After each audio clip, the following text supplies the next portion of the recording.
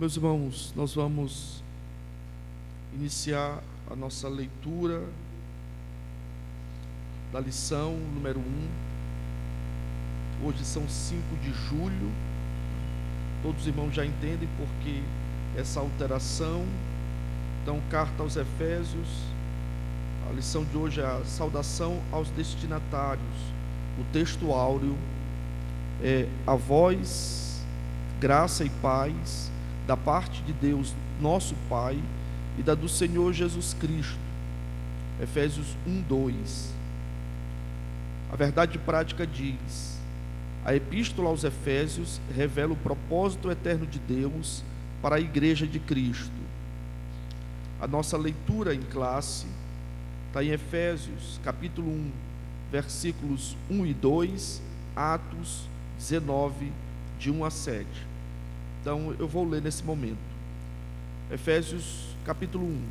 Paulo, apóstolo de Jesus Cristo, pela vontade de Deus, aos santos que estão em Éfeso e fiéis em Cristo Jesus. A vós graça e paz da parte de Deus, nosso Pai, e da do Senhor Jesus Cristo. Atos 19, de 1 a 7, diz assim: E sucedeu que, enquanto Apolo estava em Corinto, Paulo, tendo passado por todas as regiões superiores, chegou a Éfeso, e achando ali alguns discípulos, disse-lhes: Recebestes vós já o Espírito Santo quando crestes? E eles disseram-lhe: Nós nem ainda ouvimos que haja Espírito Santo. E perguntou-lhes: Então, em que sois batizados então? E eles disseram: No batismo de João. Mas Paulo disse: Certamente João batizou com o batismo de arrependimento, dizendo ao povo que cresce no que após ele havia de vir, isto é, em Jesus Cristo. E os que foram batizados em nome do Senhor Jesus. E impondo-lhes Paulo as mãos, veio sobre eles o Espírito Santo, e falavam em línguas e profetizavam. E estes eram ao todo uns 12 varões. Amém. Então, meus irmãos, nós vamos dar início a um novo trimestre, né? E também vamos dar início ao estudo de uma das cartas que particularmente eu sempre gostei, né? Eu sempre tive um apreço. Sempre a leitura da carta aos Efésios me chamou a atenção. Então, a lição de hoje, que é o nosso cenário ou pano de fundo, eu entendo que é importante para que a gente consiga mergulhar na carta, estudar a carta, de tal maneira que a gente tire o máximo de proveito do que ela nos tem a oferecer, e que isso sirva para aprimorar, aperfeiçoar, talvez seja essa nossa palavra para esse trimestre, o aperfeiçoamento da nossa vida. E por que isso é tão importante para a gente poder entender a mensagem dessa carta? Uma das coisas que me chamam a atenção, e eu não vou aqui negar o caráter da individualidade que o Evangelho também nos traz, a responsabilidade individual na vida cristã, mas o que eu acredito que Efésios nos coloca é justamente o desafio de pensarmos coletivamente. Eu acho que aqui está o nosso grande desafio. Diante de um cenário ou de um contexto em que cada vez mais a individualidade como um valor ela é estimulada, a carta aos Efésios novamente nos faz pensar que há um outro valor também fundamental para a igreja, que é ela se pensar como corpo, como coletividade. Então eu acredito que esse seja o grande desafio. Essa talvez seja a nossa grande experiência que essa carta nos traga, pensar, agir do ponto de vista da coletividade. Então eu entendo que esse seja um grande desafio para a igreja, que se insere num contexto de uma individualidade levada ao extremo. E é por isso que a gente precisa tanto fazer esse movimento de retorno a essa carta. Por isso a carta aos Efésios, ela precisa ser estudada sistematicamente pela igreja. Então, quando a gente olha aí para a introdução da nossa lição, algumas perguntas, elas se fazem necessárias. Algumas perguntas, eu acredito que ao longo desse trimestre, nós tenhamos que responder. Então, quais são elas? Então, eu pergunto, o que torna o estudo da Epístola aos Efésios, o estudo, tão necessário à igreja? Por que esse estudo é tão necessário? Então, essa é uma pergunta que a gente, ao longo do trimestre, se propõe a tentarmos responder. Uma outra pergunta que eu acredito que essa carta nos traz: qual o nosso alvo? Qual é o nosso propósito? Qual o nosso alvo como corpo? E isso para a gente é importante. Mas qual é o nosso propósito como corpo? Por que a unidade se faz tão necessária à igreja? Então, a gente precisa pensar sobre isso. A gente não pode perder esse horizonte. Então, por que a unidade se faz tão necessária à igreja? Por que ela se torna uma marca tão distintiva para a igreja? Então, essas perguntas, meus irmãos, que eu quero introduzir nessa manhã, é para que a gente então entenda que essa epístola pode nos ajudar a melhorar nossa compreensão sobre aspectos importantes da igreja como unidade, como corpo.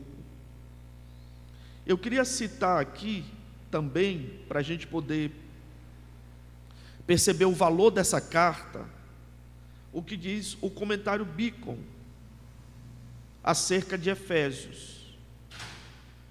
Quem se dedica a estudar Efésios com profundidade acaba aclamando-a como a majestosa epístola do apóstolo Paulo.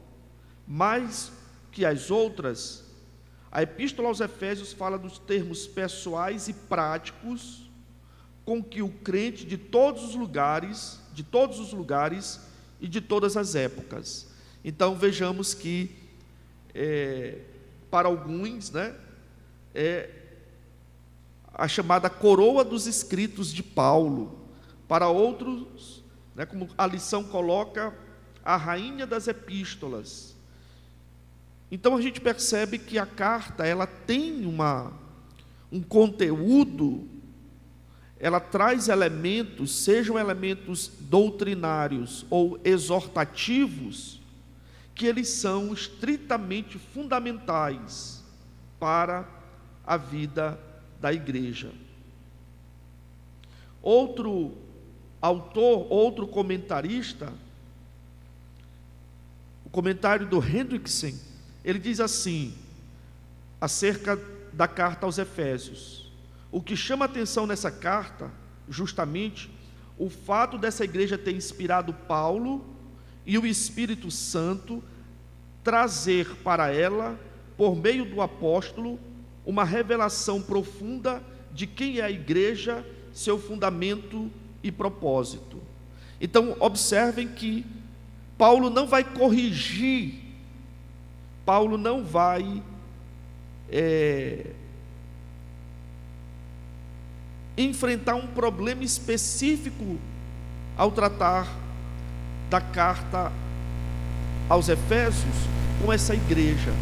Paulo estará trazendo, na realidade, uma profunda revelação de quem ela é. Então, em Efésios, qual é o ponto?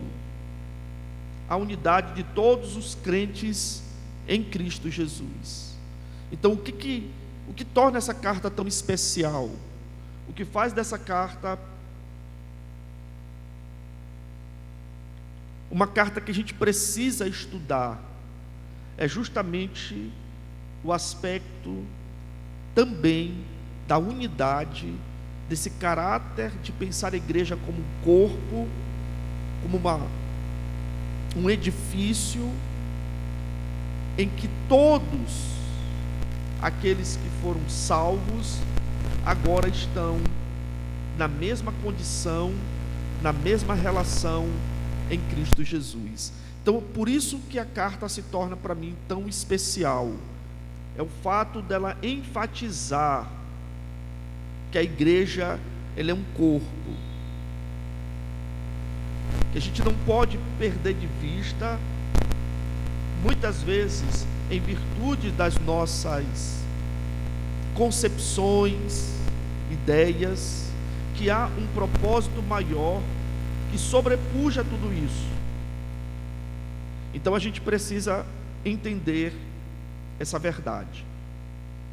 A lição nos coloca, então, a gente vai caminhar aí um pouquinho, trazendo a autoria da carta, tá? E eu gostaria apenas de destacar que, por mais que em que pese discussões teológicas sobre a autoria, eu queria utilizar o testemunho dos chamados pais da igreja no segundo século, em que eles então, indiscutivelmente, entendem que a carta aos Efésios é sim de origem paulina. Então eu tenho nomes importantes como Inácio de Antioquia, Policarpo de Esmirna, Clemente de Alexandria, Tertuliano de Cartago. Esses são alguns nomes de pais, chamados pais da igreja, em que eles entendiam plenamente que a carta aos Efésios era sim um documento de origem paulina. Então isso aqui para a gente é importante, só para a gente poder pacificar que existem discussões sobre a autoria da carta, existem, mas nós entendemos, conforme aqui o entendimento dos pais da igreja, no segundo século, que para eles, pacificamente, a carta era de origem paulina. Então a gente reitera, reforça essa origem. Entendemos que, em que pese discussões diversas que possam existir acerca de questões de estrutura literária que a carta apresenta, muitas vezes do conteúdo que a carta possa trazer, ou elementos como o fato que em outras cartas Paulo se dirige especificamente a determinados grupos, e a carta aos Efésios ela não tenha tais peculiaridades, mas o conteúdo, a estrutura, e automaticamente o testemunho de homens importantes na história da igreja ficam a origem paulina. Então a gente sabe que tem esses debates, mas a gente entende que conforme o consenso que foi formado, essa carta sim compreende os escritos do apóstolo Paulo, ainda que ela possa ter sido talvez uma carta circular, É muito provável que ela tenha sido uma carta circular, mas isso a gente pode em outros momentos, trabalhar mais especificamente. Para a gente poder avançar, a carta compreende o que a gente não, mas o que autores vão chamar de escritos da prisão. Ela comporta ou está num rol de cartas como Filipenses, como Colossenses e Filemon. Então compreende uma das cartas designadas como cartas da prisão, né? Possivelmente escrita entre os anos 61 e 62 depois de Cristo. Então são alguns dados para que a gente entenda um pouco melhor essa carta, tá? Bem, vamos avançar aqui. Os destinatários. E aqui para a gente é importante começar a trazer para os irmãos um entendimento que eu acho necessário, do ponto de vista de que a cidade de Éfeso era um importante centro comercial, político e religioso. E eu também posso dizer, né, em virtude da nossa área de formação, também Éfeso foi um importante centro filosófico, tá? Temos Heráclito de Éfeso, um dos nomes importantes da filosofia pré-socrática. Então, era uma cidade estratégica, se tornou a capital da província na Ásia Menor, e há muitas características importantes do ponto de vista da sua população, por ser um grande centro comercial. Ela se destaca também por ser, em virtude do caráter dos cultos religiosos, como nós vamos ainda aqui identificar. Então ela se tornou um ponto importante por ser uma cidade portuária e está ali em contato com áreas importantes e influentes do comércio na região. Então, Éfeso se tornou, durante o período romano, então, uma cidade estritamente estratégica. Segundo dados que a própria lição traz, algo em torno de 500 mil habitantes, o que para a época isso é um número simplesmente impressionante. Então a gente precisa destacar que era uma cidade estritamente importante, era uma cidade que tinha uma relevância. O templo da deusa Diana, a biblioteca de Éfeso, são alguns monumentos importantes que a gente pode destacar. Então aí a lição vai justamente chamar a atenção para esse caráter da religiosidade. Além de abrigar o templo da deusa Diana, Ártemis para os gregos, você também tinha o culto do imperador e outras práticas religiosas que eram muito próprias da cultura grega, que possivelmente continuaram ali na cidade de Éfeso. As religiões de mistério, né, que eram muito próprias, as práticas ocultistas, místicas, mágicas, e isso foi tão afetado com a mensagem de Paulo, que Paulo vai ser duramente perseguido, né, em virtude da mensagem que ele prega, e isso afetaria não só, claro, a religião ali em Éfeso, mas como também todo um comércio que girava em torno da venda de objetos, né, relacionados à divindade. Então, é esse o contexto. Então, nós estamos falando de uma cidade rica, de uma cidade com comércio intenso, uma cidade com várias práticas religiosas. Nós estamos falando de uma população relativamente para os padrões da época, uma população muito grande, e é nesse espaço, é nesse contexto que nós teremos então o nascimento ou a formação da igreja em Éfeso. é dentro de um espaço em que você tem correntes filosóficas, você tem um comércio importante, você tem visões e práticas religiosas distintas. É nesse cenário, é nesse contexto que nós vamos então encontrar a igreja de Éfeso.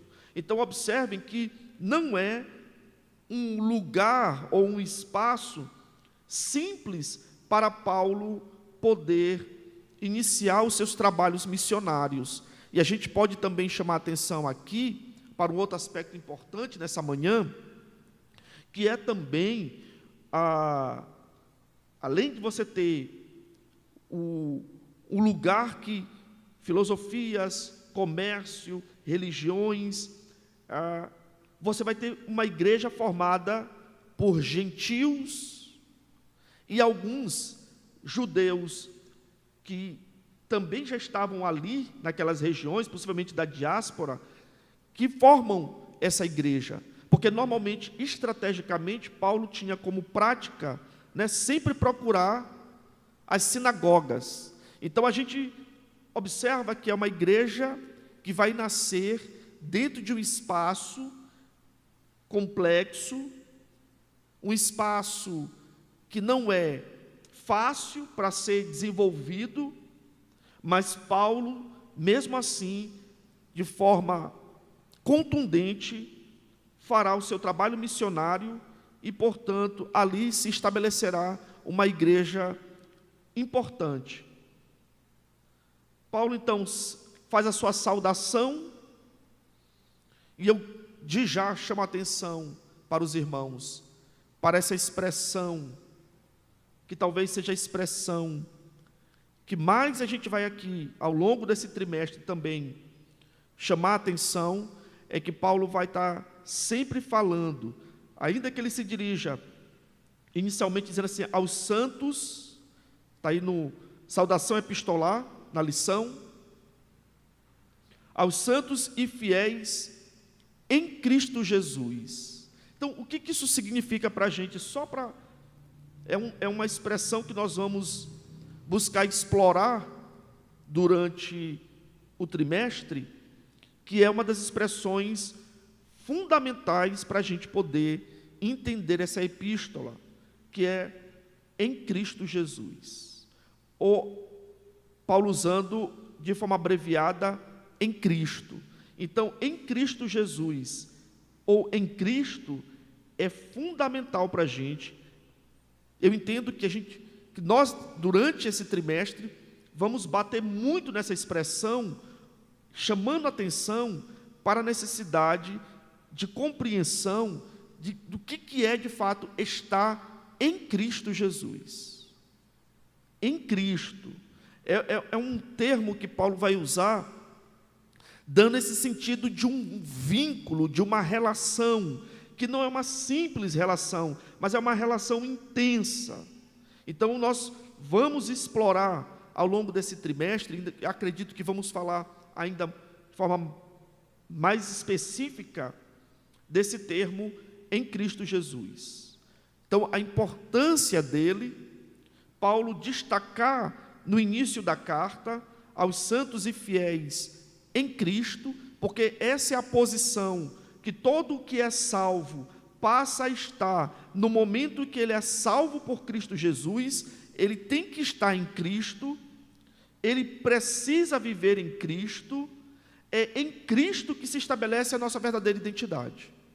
Então, esse termo aqui, ele é passível de nós ficarmos estudando exaustivamente, porque há inúmeras implicações na terminologia, e mais do que uma terminologia, no que isso representa para aqueles que foram separados e consagrados para serem propriedade exclusiva de Deus. Então, precisamos e vamos, pela graça de Deus, avançar nesse entendimento dessa expressão tão importante e tão utilizada pelo apóstolo Paulo também na carta aos Efésios. Chegamos então num ponto importante da nossa lição, que é o propósito dela, propósito e mensagem. tá? E eu acredito que aqui eu gostaria, o tempo está aqui bem comprimido já, mas eu gostaria agora que a gente tivesse um pouquinho mais de atenção, porque eu acredito aqui é onde a gente precisa pontuar elementos que nos ajudarão e muito na compreensão dessa carta, no entendimento da carta. Então, o que eu quero, nesse momento, chamar a atenção? Eu acho que é importante, em primeiro lugar, a própria lição já destaca que Paulo não trata de um problema específico na carta aos Efésios. Não há, diferente do que acontece na carta de Paulo à igreja de Corinto. Então, ele não aborda, ele não trata de um tema específico. Não havia um problema específico para que Paulo tratasse. Mas, ora, eu comecei chamando a atenção de vocês para um contexto importante. É uma cidade rica, é uma cidade importante, é uma cidade com várias práticas religiosas, é uma cidade em que o pensamento filosófico grego domina, a mentalidade grega, a forma de pensar é helênica, e isso tudo se torna um desafio para esses cristãos que estão chegando e para essa igreja que vai ser formada. Então, o que é que Paulo vai destacar aqui? Eu acredito que Paulo nos traz um elemento e sinaliza para algo importante na epístola aos Efésios, que é o caráter da formação do novo convertido, e eu chamaria aqui do discipulado. Quando alguém que está vindo de um universo marcado por práticas místicas, práticas mágicas, ocultismo, visões e filosofias das mais diversas. Ora, agora essas pessoas, muitas delas que estão aceitando, estão sendo salvas, elas vão compor agora, elas vão formar o corpo de Cristo. E a grande questão é, como essas pessoas vão viver? Que modelo de vida é esse agora que nós iremos nos conduzir? E é justamente para estabelecer uma transição, uma mudança de mentalidade, de vida, uma nova criatura, é que a gente precisa chamar com muito cuidado e com muita necessidade, importância e dar valor ao discipulado cristão. Como é preciso, meus irmãos, que a gente como igreja atente para essa realidade. Ou seja, precisamos investir na formação dos novos convertidos, justamente para levá-los a entender o que de fato significa estar em Cristo. Que vida é essa?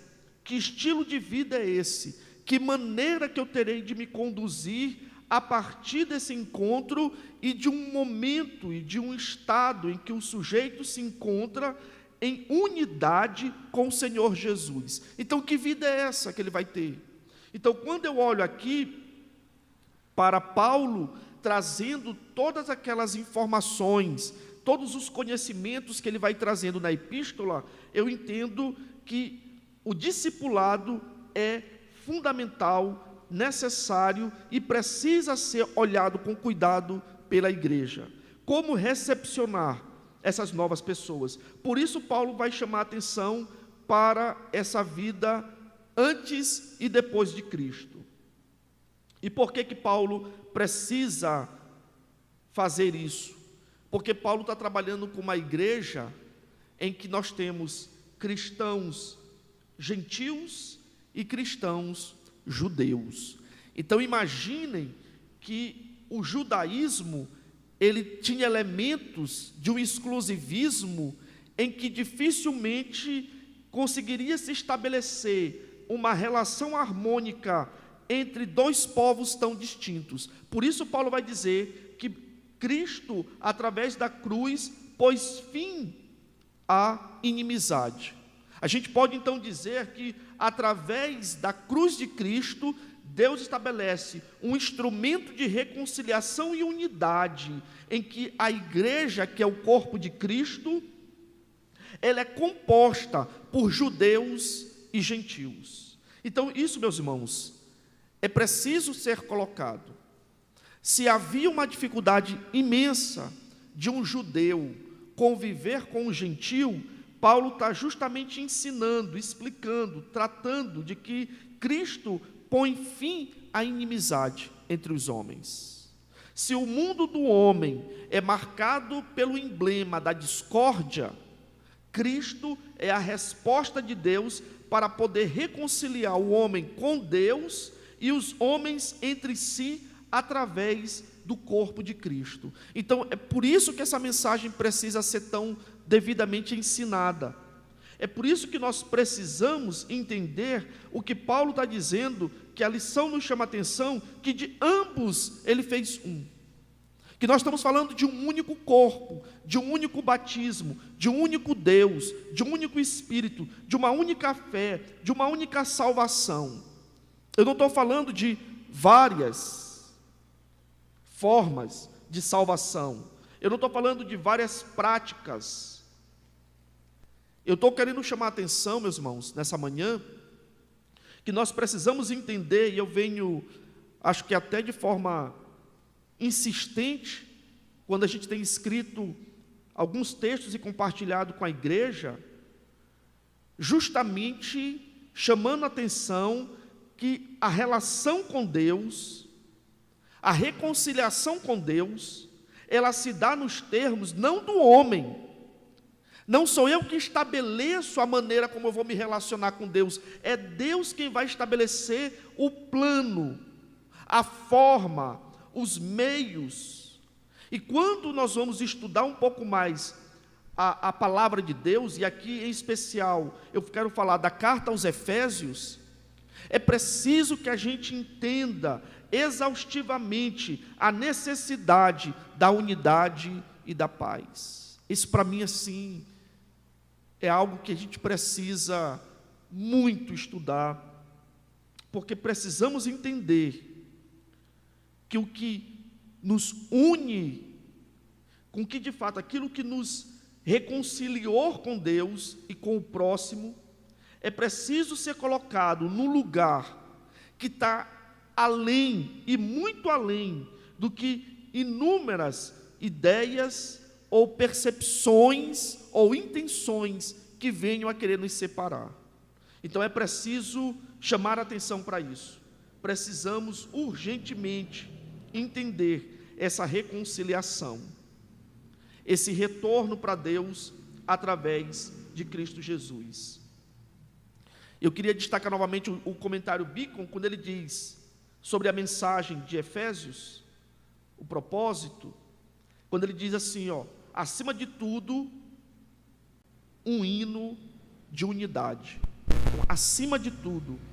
Então, é por isso que eu considero que essa carta, ela precisa ser, de tempos em tempos, trabalhada na igreja, para que a gente compreenda e viva, e saiba o quão é necessário, o quão essencialmente é necessário estarmos e vivermos como corpo, como unidade, como um edifício que está crescendo junto. E eu gosto dessa figura, porque nenhum corpo eu considero saudável quando você vê os seus membros crescendo de forma desproporcional, né? Um corpo saudável, ele precisa crescer de forma proporcional, equilibrada.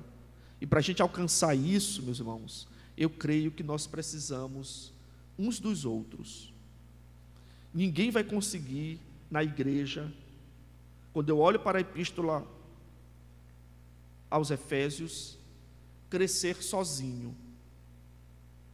Ninguém é chamado a caminhar sozinho. Ninguém está sendo chamado a viver como um eremita da fé. A fé cristã é para ser vivida na relação. Tá? Atritos, eu vou usar a expressão lá de Provérbios, né? Se me falha a memória, é Provérbios, o ferro com o ferro se afia. Onde é que a gente vai aprimorar a nossa fé? Ah, não, se não fosse o irmão fulano, eu seria um gigante da fé. Não, irmão, você vai conviver com o irmão fulano para você se tornar esse gigante da fé, porque talvez seja aí o momento de você aprimorar sua paciência, aprimorar sua generosidade, sua misericórdia. Então, às vezes eu penso que o irmão é para mim um obstáculo para a minha fé. Nunca, nunca. O irmão será para nós um instrumento da graça de Deus para crescermos na fé. O irmão não é o meu empecilho, ou se não fosse aquele irmão, para quando eu olho eu fico logo chateado. Não, meu irmão, aqui é para você crescer na graça, na misericórdia. Então é preciso chamar a atenção para isso. Então o que é que nós temos como desafio? É justamente entender que nós somos chamados a viver em unidade e paz. E isso são eixos que a carta de Paulo nos traz para a gente pensar ao longo desse trimestre. Vamos ter que entender a unidade, manter a unidade pelo vínculo da paz. Então o que a gente vai ser desafiado? A entender e perceber que estarmos unidos, juntos na caminhada, é o elemento fundamental para o nosso crescimento espiritual, para o nosso crescimento na fé, para justamente exercermos e exercitarmos e vivermos uma vida com frutos, com fruto. Então é preciso entender isso. Então eu não vou mais olhar para o meu irmão como o obstáculo da minha fé. A carta aos Efésios vai nos dizer que o irmão é para ser justamente mais um que vai me ajudar na caminhada. Porque há uns, nós vamos ver isso mais tarde, ele chamou para apóstolos, evangelistas, mestres e doutores, visando o aperfeiçoamento dos santos.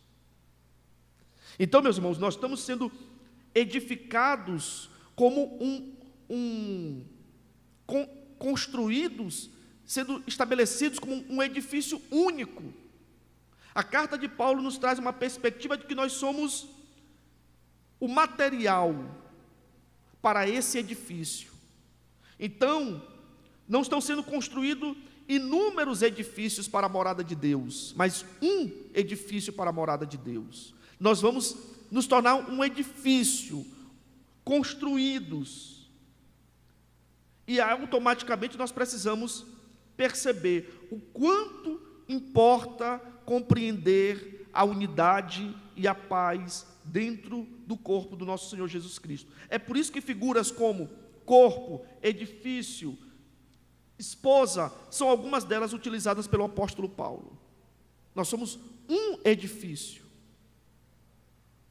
um único edifício.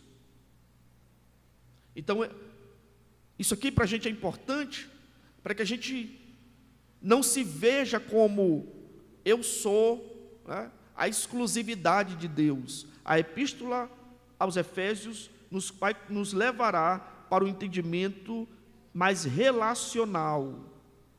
Nós vamos ter que pensar aqui melhor nossos relacionamentos.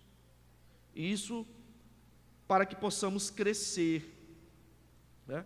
Para que possamos alcançar a maturidade, né, necessária para vivermos uma vida cristã mais intensa, mais viva, né, profunda. Então a gente precisa fazer isso, tá? Precisamos, na realidade, entender essa verdade. E aí Paulo então vai chamar a atenção a mensagem, né? O ponto 2, aí estamos caminhando, já o nosso tempo aí está finalizando, mas temos aí ainda para a gente poder trabalhar esse ponto 2, a mensagem, né? Então, o que a lição nos diz aí? Então, Efésios gira em torno de duas temáticas: Jesus Cristo, a cabeça do corpo, e a igreja, o corpo. E aqui para a gente é uma outra figura importantíssima, né? É uma outra figura que a gente precisa também muito trabalhar nesses dias, né? A igreja só tem uma cabeça, que é Jesus, e a gente precisa muito humildemente pedir graça para Deus, para a gente poder pensar isso melhor, né? Nós vivemos num tempo que a gente percebe que há pessoas que se apresentam praticamente como donas da igreja, como se fossem os verdadeiros senhores da igreja, como se fossem autênticos portadores de um domínio sobre a igreja. E a mensagem aos Efésios, ela é cristalina em nos dizer que Cristo é a cabeça, e até que a gente prove o contrário, é ela quem comanda o corpo, é ela quem vai dar direção ao corpo, é ela quem vai dar norte ao corpo. Então nós precisamos entender qual é a nossa posição e qual é a nossa relação como igreja com Cristo. Agora, eu acho que é importante aqui pensar isso. Se de um lado, cada cristão, tá?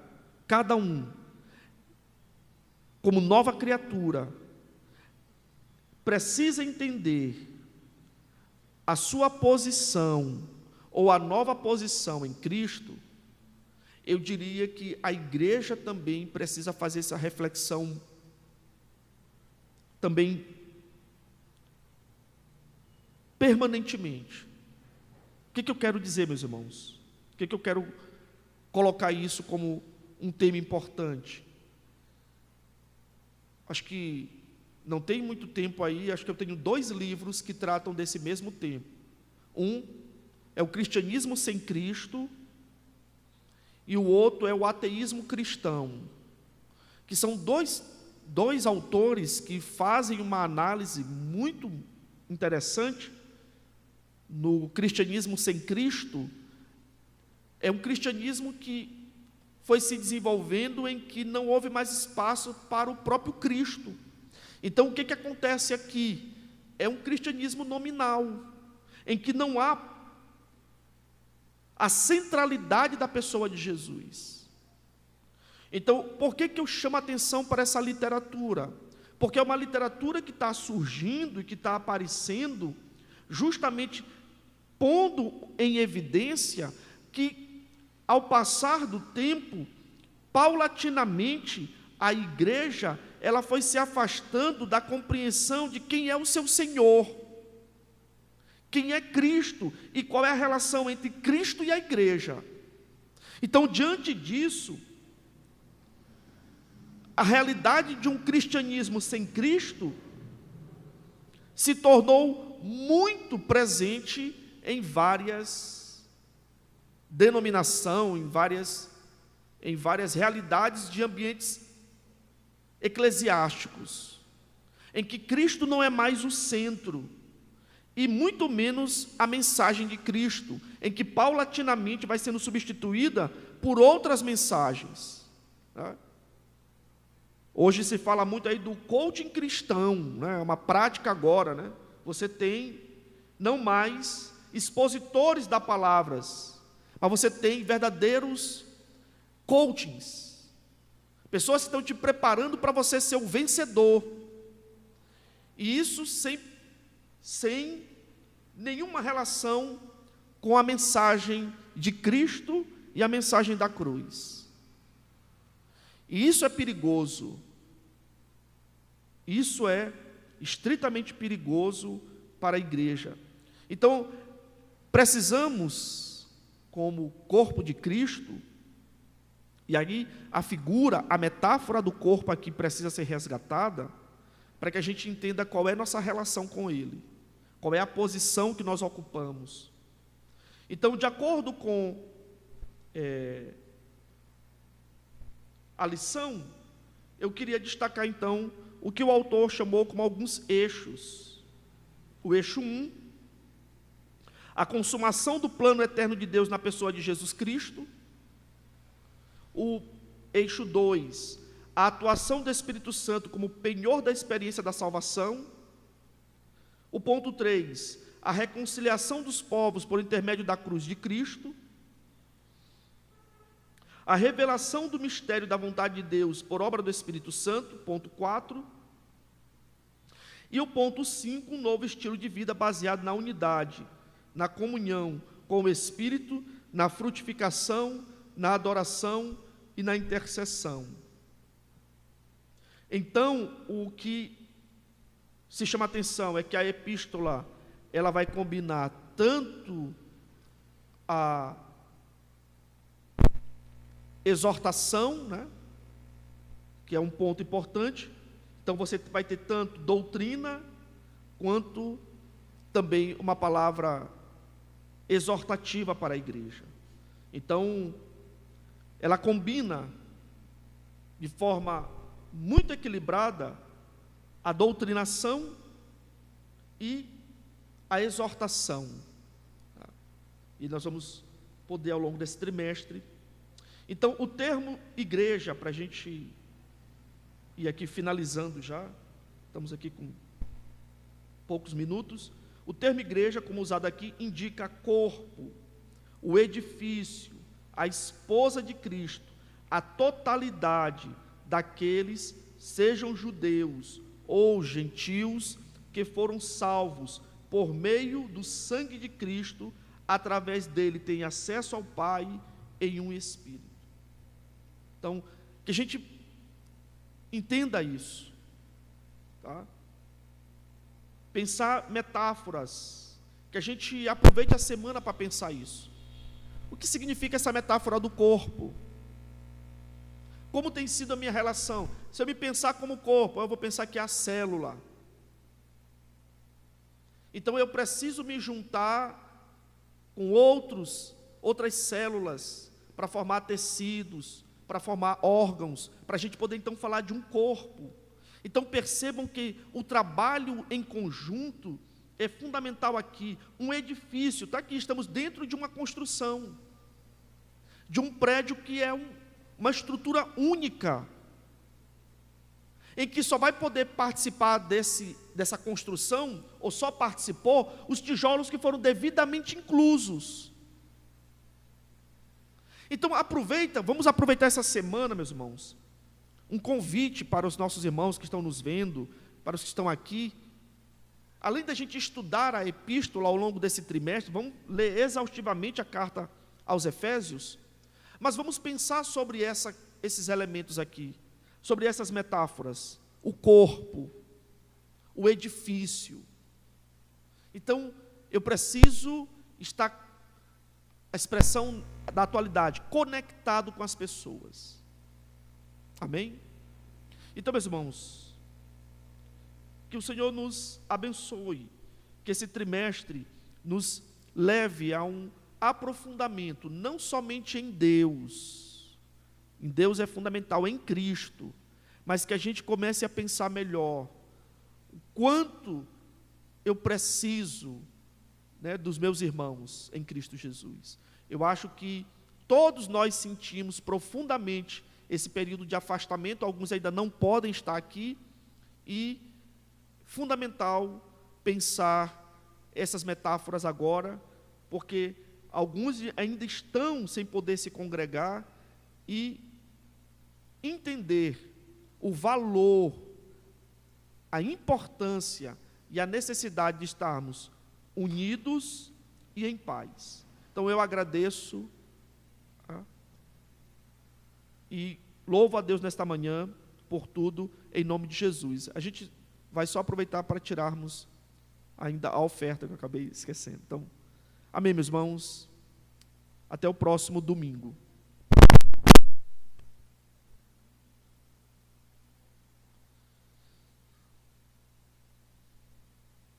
Eu vou pegar aqui a salva, se alguém tiver